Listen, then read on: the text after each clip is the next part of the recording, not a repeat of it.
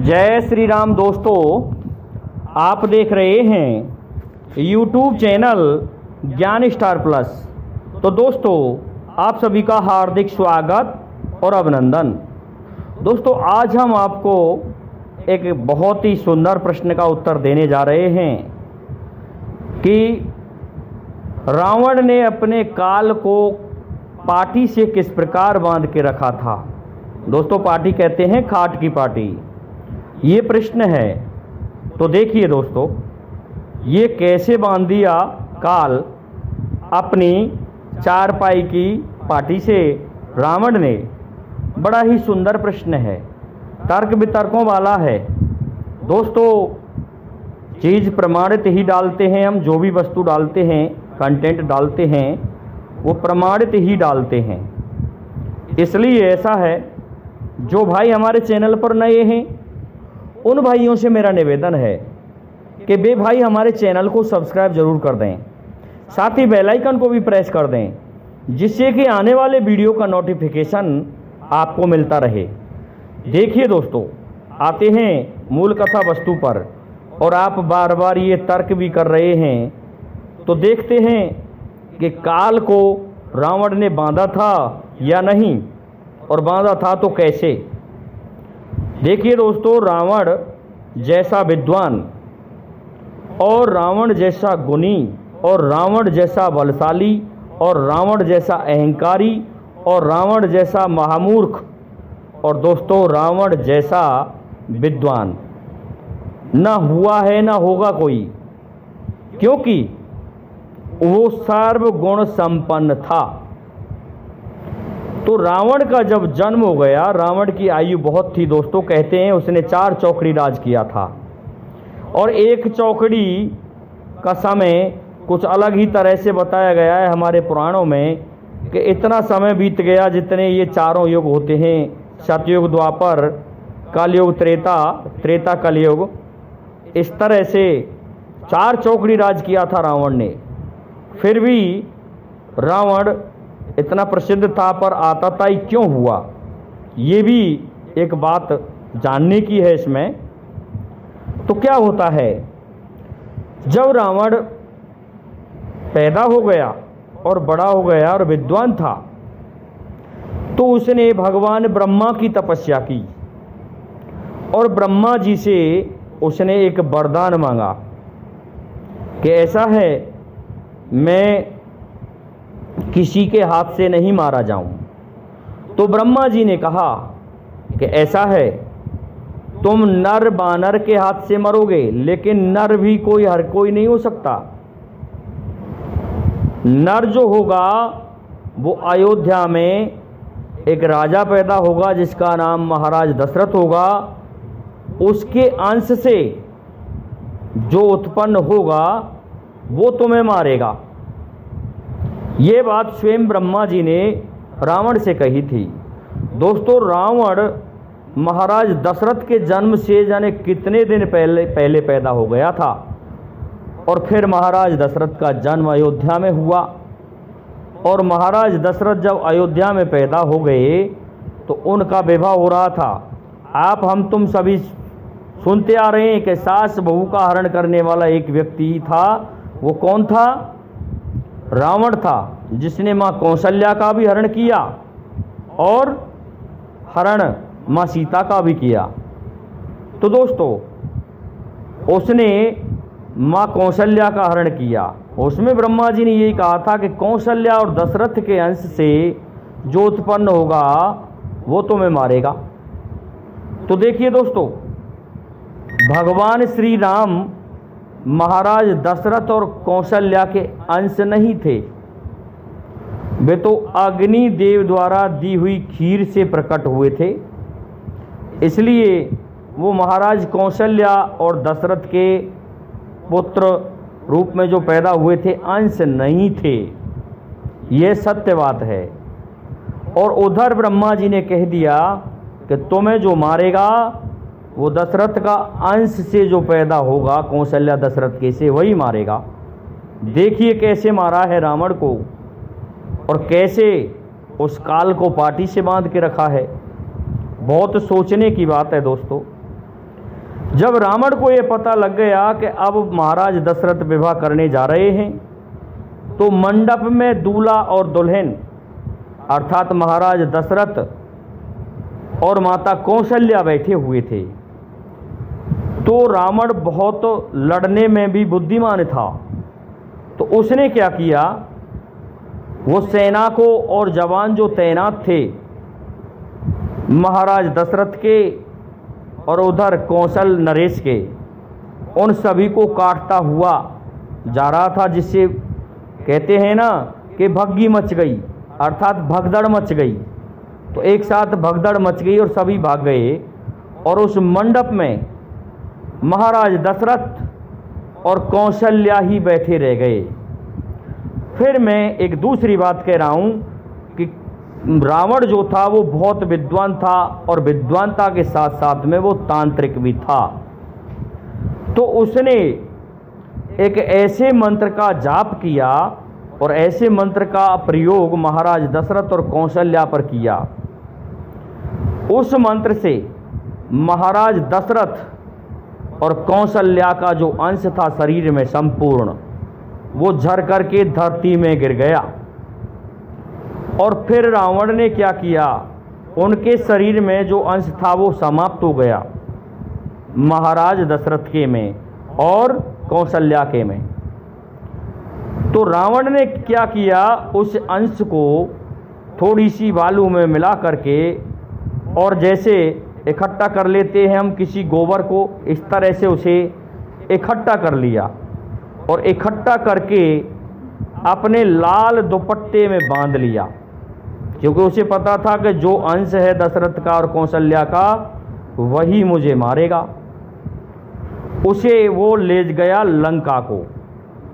दोस्तों, तभी तो महाराज दशरथ के फिर कोई संतान नहीं हुई थी, क्योंकि मंत्र विशेष से संपूर्ण अंश को धरती में गिरा लिया था रावण ने, और महाराज दशरथ के शरीर में फिर कोई अंश नहीं रहा जिससे संतान उत्पन्न कर सकें।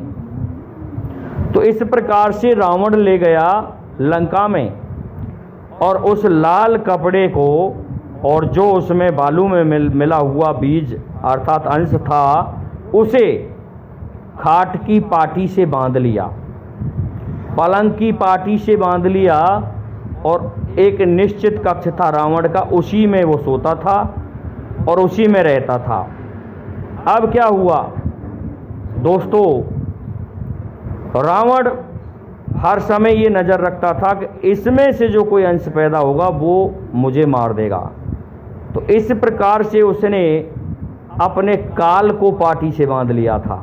वो था काल दोस्तों, कोई धर्मराज या यमराज को उसने पाटी से नहीं बांधा था, केवल उस अंश को तंत्र विद्या के द्वारा जड़ा करके ले गया था अपनी लंका में।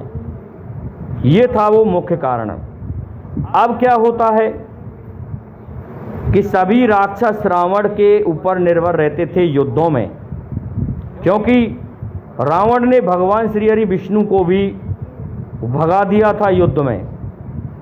इस कारण से भगवान श्री हरि विष्णु को भगवान श्री राम के रूप में आना पड़ा। और क्या होता है, उससे पहले एक देवासुर संग्राम का शंखनाद हो चुका था।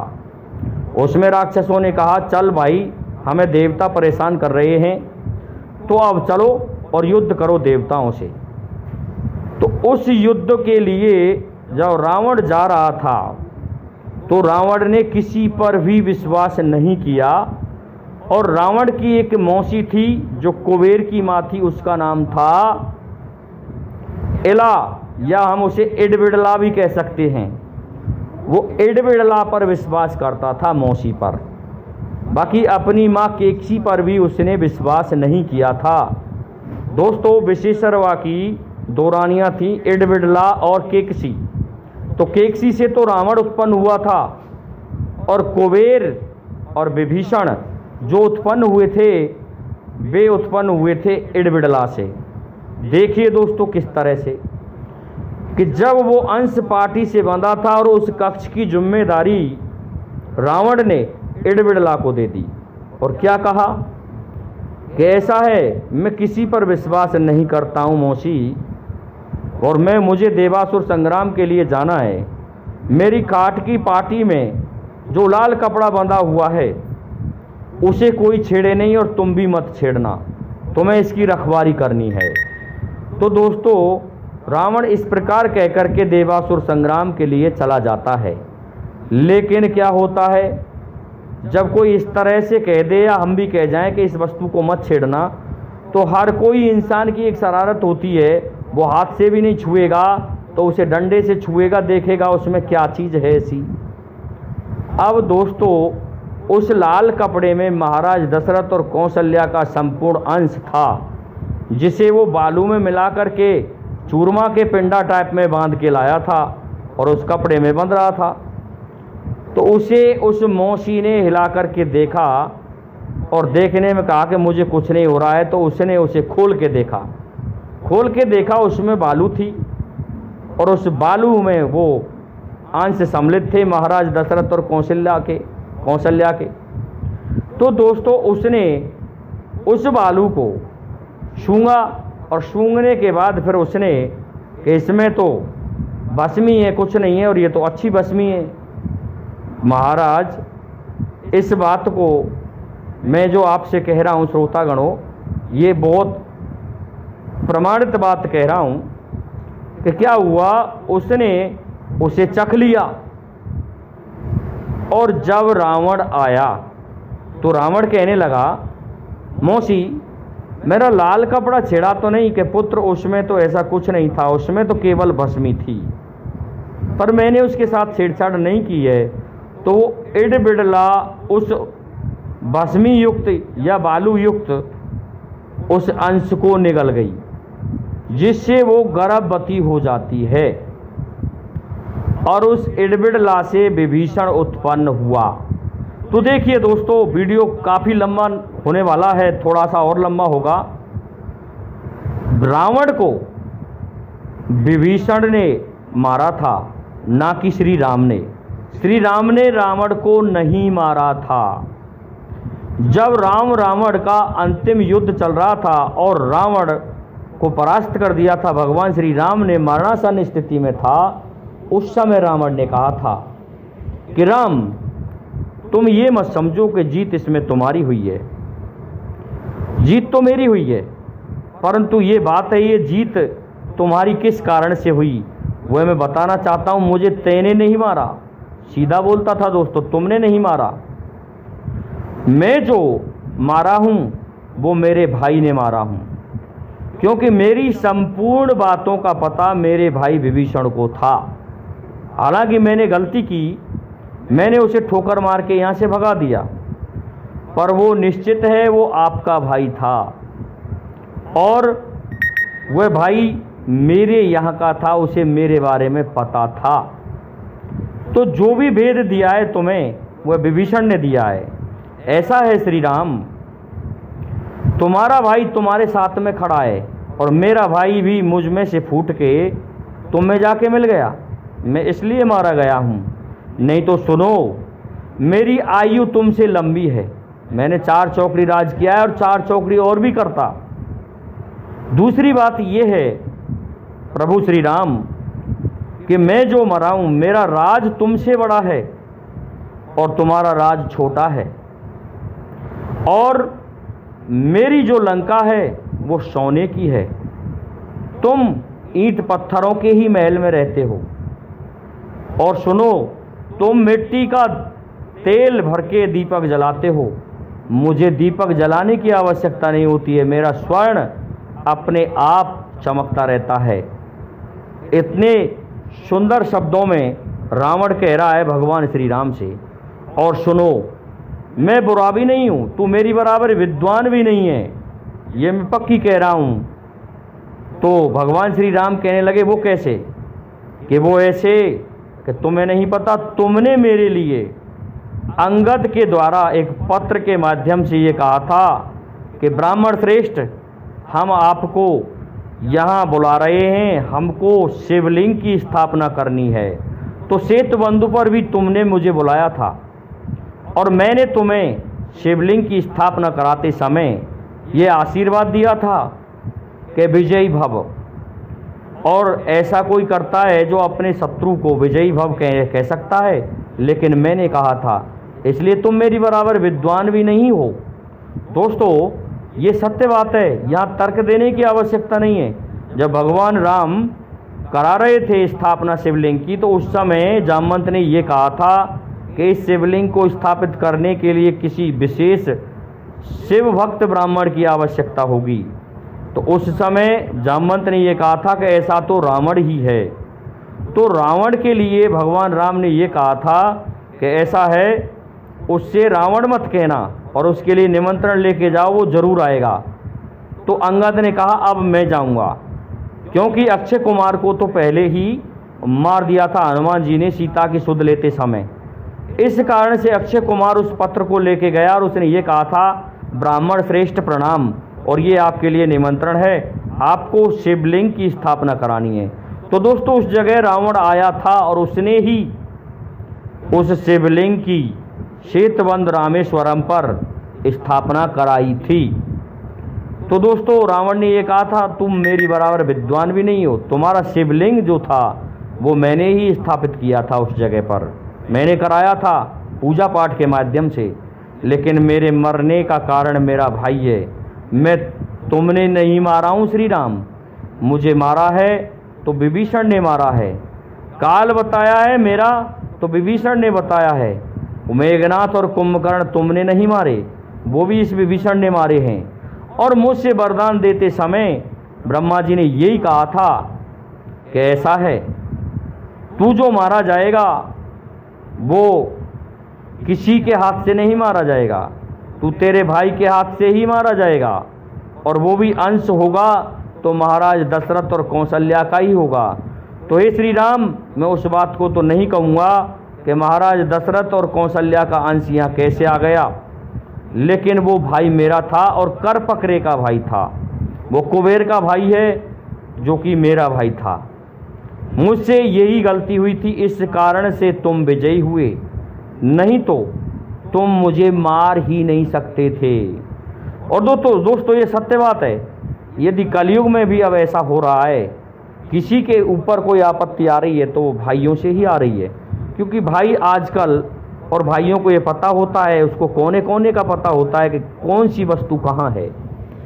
तो ये जो भाई होते हैं यही सभी जगह सूचना देते हैं और यही मरवा देते हैं अच्छे भले इंसान को। इसलिए दोस्तों, इस कलयुग में ये सावधान रहने की आवश्यकता है।